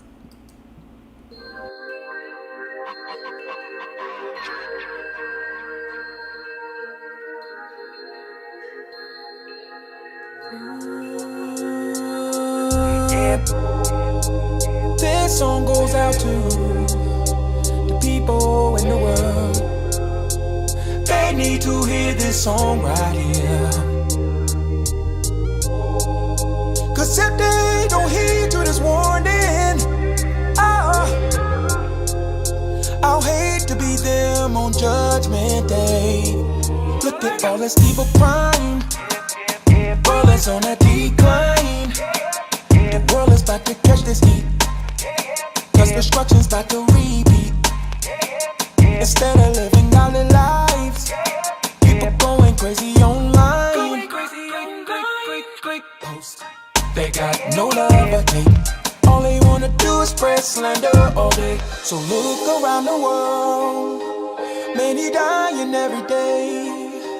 Yeah, they knew the way to live, but they didn't live that way. No excuses. And they died all in their sins, without a sacrifice. So won't you send this warning out? To the people still alive, Won't you tell them? tell them whoa. Won't you tell them? Tell them whoa. Won't you tell them? Tell them whoa.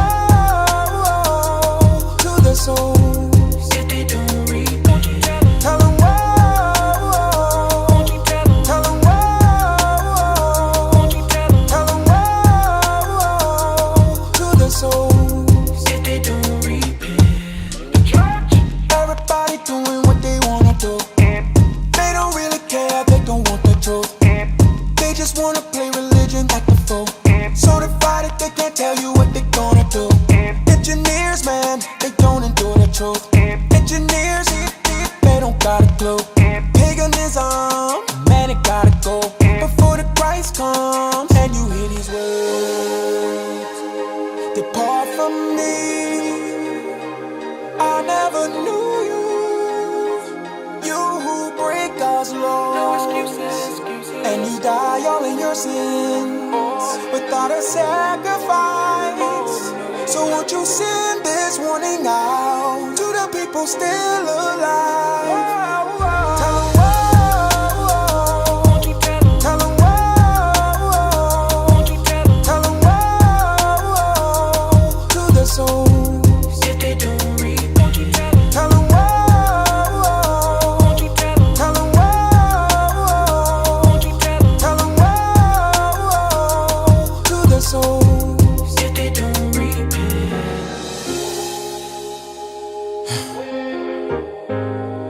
hope y'all listening. Yeah, this is life or death. This world is gonna burn in the fire. Yeah, nowhere for you to run in the fire. Yeah, but if you just repent before the Father, believe in Christ who'll save you from the lake of fire. Won't you tell them? Tell them whoa.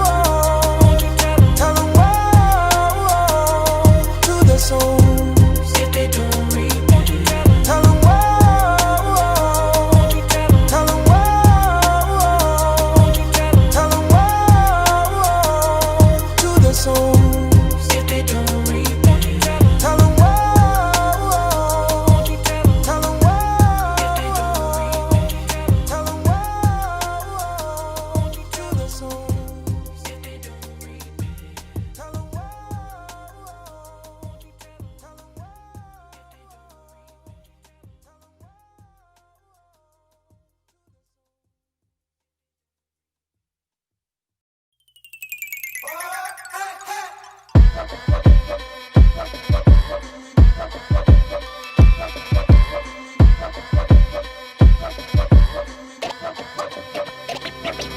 When my back's against the wall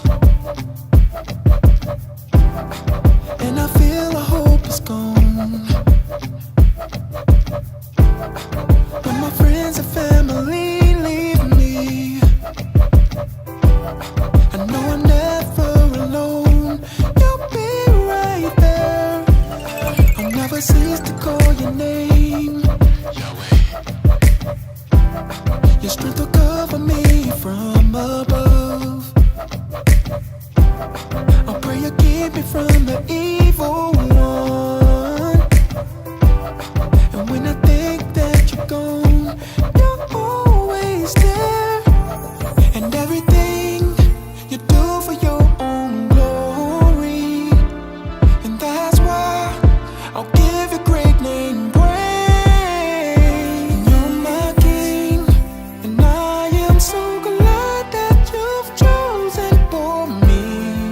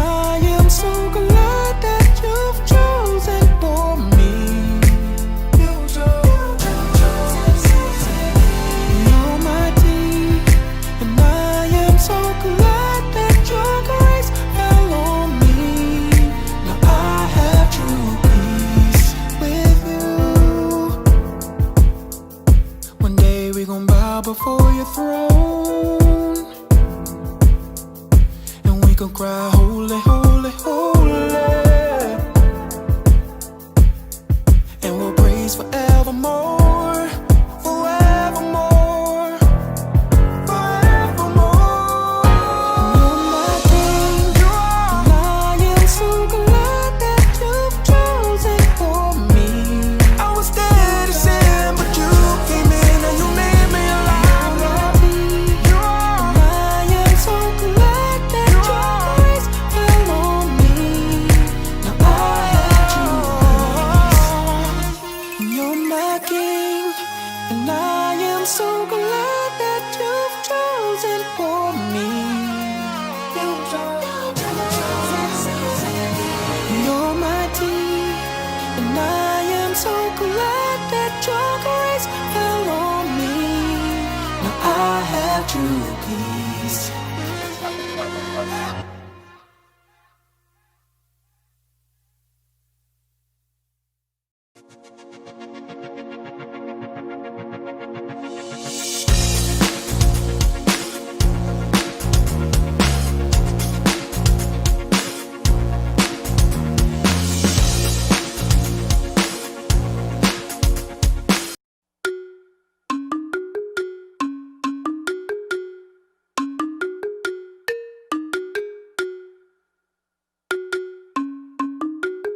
Let the world know. World of Israel. Snap your fingers, snap them. Snap your fingers, snap them. World of Israel. Snap your fingers, snap them. Ain't nobody greater, ain't nobody greater. You say that you love him, but you won't even keep his laws to save your life.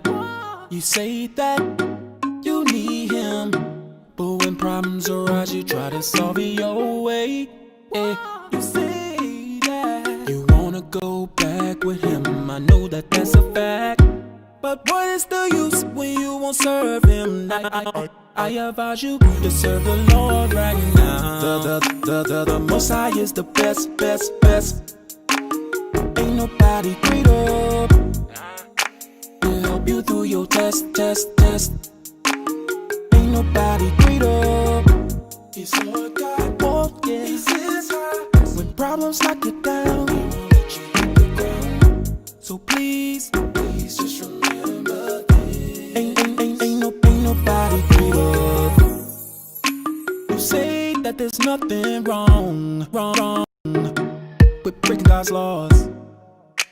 You say that there's nothing wrong, and nothing bad will happen to you. But don't you know, if you don't repent, but don't you know, you're gonna die. But don't you know, you're gonna die. But don't you know, you're gonna die. But don't you know, but if you repent, but don't you know, to save your life. But don't you know, you're gonna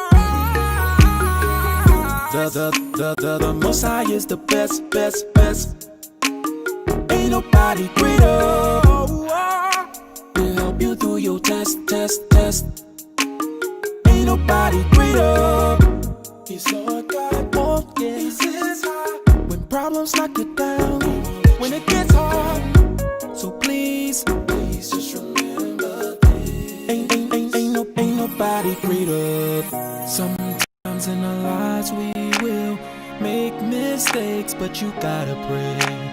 He who overcomes will inherit all things. God says, for all have sinned and have fallen short of the glory of God. God searches the heart and he searched the mind. He treats you as you are and not what you pretend to be. The Most High is the best, best, best. Ain't nobody greater. You through your test. Ain't nobody greater. He's Lord God, oh yeah. He's his high.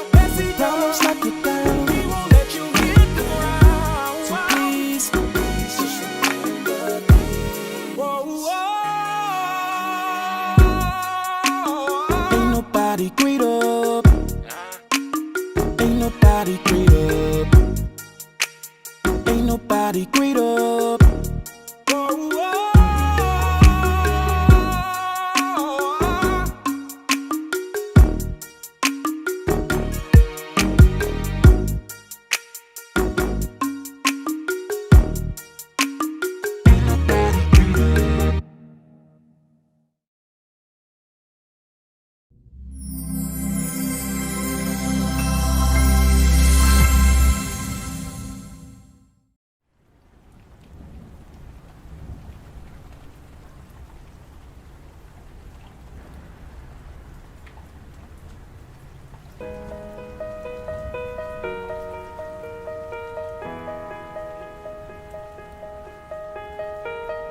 A man stands on the corner in a pair of tattered jeans. In need of a shower and of a shave, he doesn't smell that clean. He's standing in a holy pair of socks, his big toe sticking out. It's 34 degrees. He's holding a cardboard sign that says, "Can you help me, please? Can you hear the cracking?" On the other side of town, a young man named Vincent was just convinced that ain't nobody gonna give you anything. You just take what you need, and if anybody stands in your way, well, you make that brother bleed. See, his girlfriend is 8 months pregnant with a daughter, and he promised that he'd be there for her because he ain't never had a father. Can you hear the cracking and the fracturing? It's 12 o'clock on a Saturday night, and a black mother wakes up because her son has not returned. And even though she knows that it's 2018, it wasn't that long ago that hooded ghosts made wooded crosses burn. So she wakes up, praying that she'll hear the familiar jingle of her son's keys instead of a dreaded knock at the door. But every second that passes, her heart drops to the floor. See, she would rather tuck her son in and watch him sleeping sound than lay her son to rest and bury his body into the ground. Can you hear the cracking and the fracturing and the splitting? You can hear it in the muted cries of the unborn babies as a result of abortion. You can feel it in the workaholic fathers as they chase idolatrous fortunes. It is evidenced by the tissues of the victims of injustice and their tears cried. You can sense it in the silences of the abused sons and daughters as they so desperately try to hide. There was no denying this world that was spoken into existence was broken in just an instant by the persistence and the insistence of that vain serpent whose main purpose was to separate man from God. So no, I don't find it odd that racial tensions are high. People believe that there's freedom in sexual promiscuity. That's not even a new kind of lie. There's this sinful kind of openness, and we even recognize this innate kind of brokenness. So we run to alcohol or relationships or promotions at work, self-help books, and even try to extend the services at the church. But that's like slapping a band-aid on my chest when really my heart is hurting. But praise be to God that He's the ultimate heart surgeon. He said He would exchange our sinful heart of stone for a glorious heart of flesh. So He pours out His Spirit on us when He overcomes death. So all of this cracking and fracturing and shattering just points us to the need for a Messiah. That's the Holy of Holies, the High Priest, the King of Kings, and the Prince of Peace. And His righteousness would separate our sins as far as the west is from the east. And His name is Jesus. His blood is over status, over death, over distinctions and race. So I shout hallelujah when He cried, "It is finished." Now that's Jesus in my place. So when I hear the cracking and the fracturing and the shattering, I'm sad for just a moment, but then I rejoice because I know that all things are being made new. I could try to mend and fix, but there was nothing I could ever do. See, I am being saved by faith, being made into a new creation. So I live my life for Christ, awaiting the day of revelations and the prophecies foretold of Him coming the first time.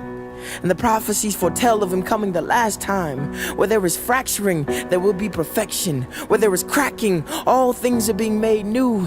And when there is shattering, there will come a day when all sad things are being made untrue. So I will wait patiently. Salah.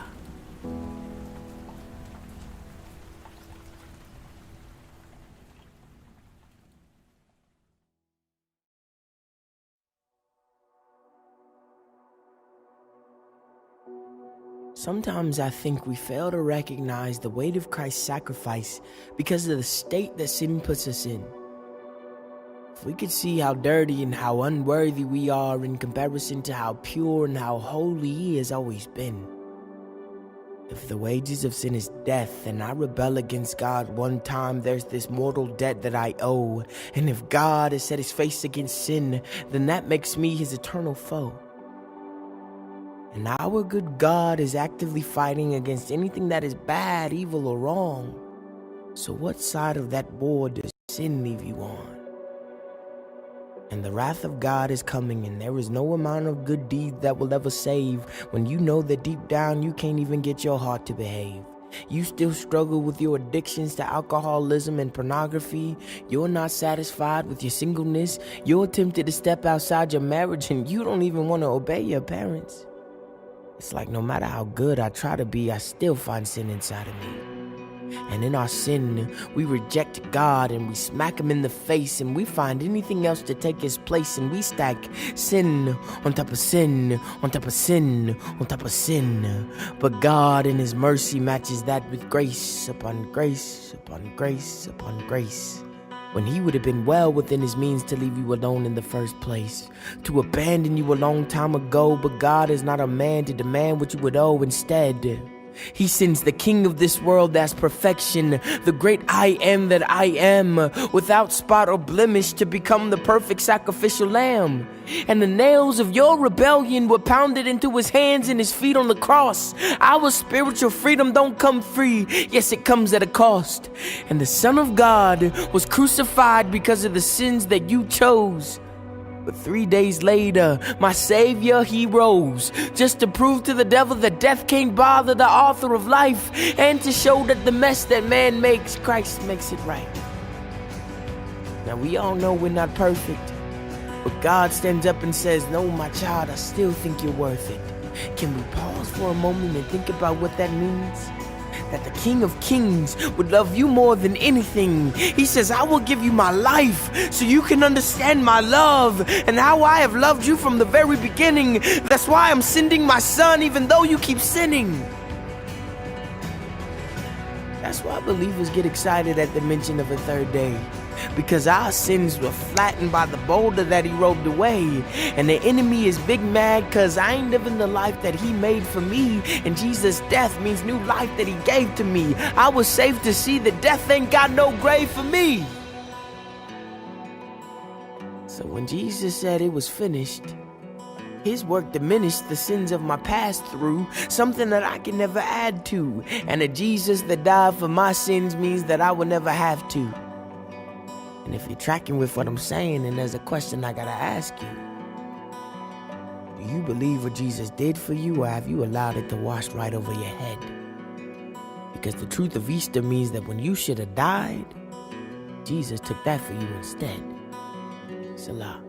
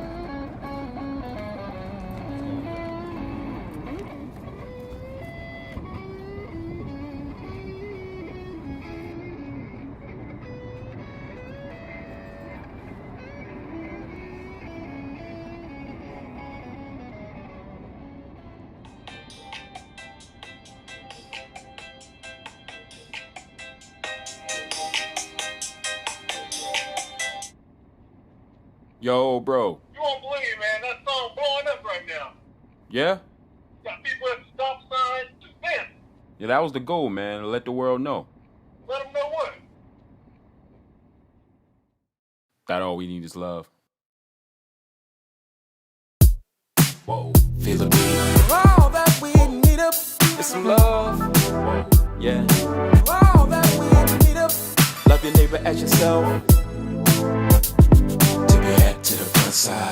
Lean to your right side. We don't rock tonight. As I look around the world, oh, this is what I see. All the people in God's image, yeah. As I look around the world, oh, this is what I see. All the people made in us like this, yeah. So how can we hate? Yeah. If we want peace, yeah. Oh, yeah. Feel the beat. So without faith, without hope, let's just love, not in word, but in deed. All we need is love. Yeah. All we need is love to make this world a better place. If we really want it, all we need is love. Yeah, yeah.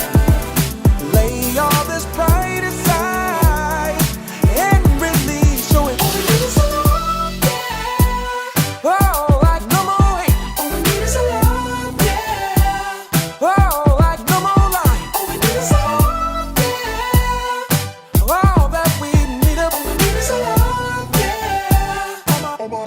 All my believers gotta sing it like whoa, cause we got eternal life dwelling on the inside of us. Gotta sing it like whoa, cause we got eternal life dwelling on the inside of us. Gotta sing it like whoa, we got eternal life inside of us, inside of us, inside of us. Yeah. So without faith, without hope, let's just love, not in word, but in deed. All we need is love. Yeah. All we need is love to make this world a better place. If we really want it, all we need is love. Yeah, yeah. Lay all this pride aside and really show it. All we need is love. Yeah. Oh, like no more hate. All we need is love. Yeah. Oh, like no more lying. All we need is love. Yeah. All that we need, all we need is love. Yeah. All that we need, all we need is a lover. All we need is a lover. All we need is a lover. All we need is a lover. All we need is a love. Yeah.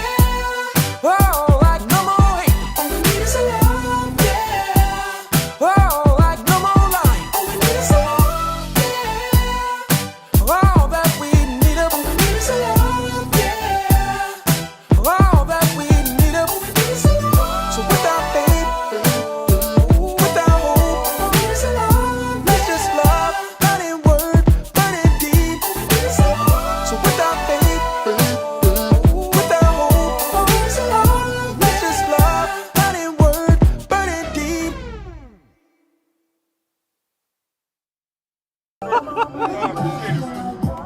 That's great. Yeah, I appreciate it. Appreciate it, man. Awesome. That's awesome. Wow. Wow. I appreciate it, man. I appreciate it. Thank you. Thank you. Yes, ma'am. Thank you so much. Thank you so much.